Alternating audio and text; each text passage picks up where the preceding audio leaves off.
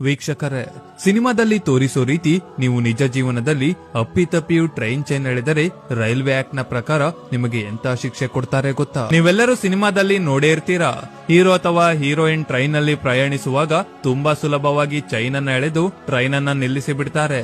ಆದ್ರೆ real life ನಲ್ಲಿ ಈ ರೀತಿ ಇರೋದಿಲ್ಲ.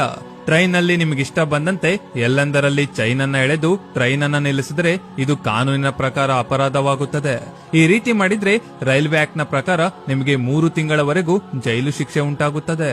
ಹಾಗಾದರೆ ನೀವು ಎಂತ ಸಂದರ್ಭಗಳಲ್ಲಿ ಟ್ರೈನ್ ನ ಚೈನ್ ಅನ್ನ ಎಳಿಬಹುದು ಗೊತ್ತಾ?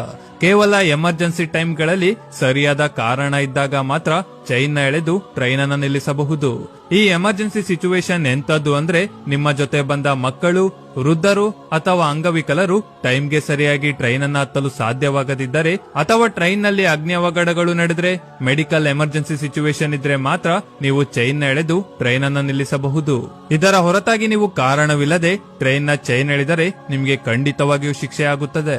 ಈ ವಿಡಿಯೋ ಇಷ್ಟ ಆದ್ರೆ ದಯವಿಟ್ಟು ಲೈಕ್ ಮಾಡಿ ಹಾಗೂ ಪ್ರತಿಯೊಬ್ಬರಿಗೂ ಶೇರ್ ಮಾಡೋದನ್ನ ಮರಿಬೇಡಿ.